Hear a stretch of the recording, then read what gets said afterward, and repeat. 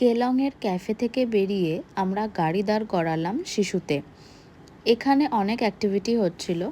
এই জায়গাটায় ওদের দুজনেরই আগে ঘোরা, তবে আমার তো ফার্স্ট টাইম। আমরা ঠিক করলাম জিপ লাইনিং করব। এটা ওরাও আগে করেনি। সত্যি কথা বলতে প্রথমে একটু ভয় লাগছিল, ভাবছিলাম যাব কি না। একটা পাহাড় থেকে আর একটা পাহাড় যেতে হবে, আর প্রচণ্ড ঠান্ডাও ছিল, কিন্তু নতুন এক্সপেরিয়েন্স হবে ভেবে ভালোও লাগছিল। এখন আমরা আছি শিশুতে, ওইদিকে ছিলাম, তারপরে যে জিপলাইন করে এলাম এই দিকে, মানে সম্পূর্ণ একটা পাহাড় থেকে যেখানে বরফ অতটা নেই, পুরো এই দিকে চলে আসলাম যেখানে বরফই বরফ, বরফই বরফ। এখানে যেমন হাওয়া আর তেমন মারাত্মক লেভেলের ঠান্ডা, তবুও আমরা অনেকক্ষণ ছিলাম। আরো এনজয় হয়েছে, এতক্ষণ ছিলাম এখানে, এত ফটো ভিডিও করেছি। এবার ওয়েদারটা একটু চেঞ্জ হচ্ছে, তাড়াতাড়ি করে যাচ্ছি, ওই পারে যেতে হবে আবার সেই জিপ লাইন করে। বাট ভীষণ মজা হয়েছে, খুব ভালো লাগছে।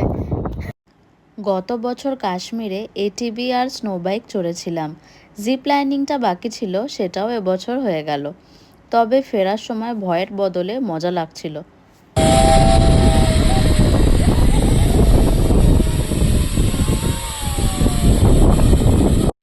Two good experience.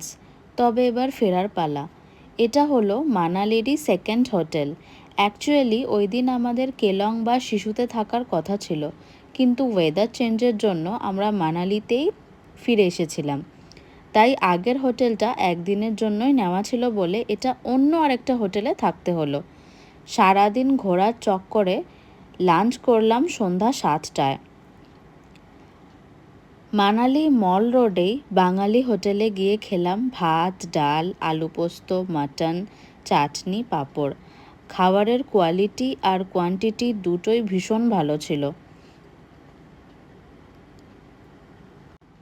তারপর আমরা মল রোড ঘুরতে বেরোলাম। ওই দিনও কিছু কেনাকাটা করিনি। এখানে বিনিতাদের সাথেও দেখা হলো, ওরা হানিমুনে গেছিল।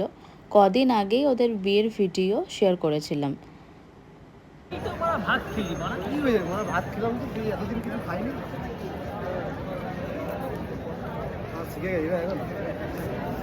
তারপরেও আমরা গাজরের হালুয়া, কেসার দুধ আরও অনেক কিছু খেয়েছিলাম। সব কিছুর ভিডিও আর করা হয়নি। অনেক রাত পর্যন্ত মল রোডে ছিলাম, দেন হোটেল। ওই দিন প্রচুর টায়ার্ড ছিলাম আর অনেক জার্নি হয়েছিল। আজকের মতন এতটুকুই, ততক্ষণের জন্য টাটা।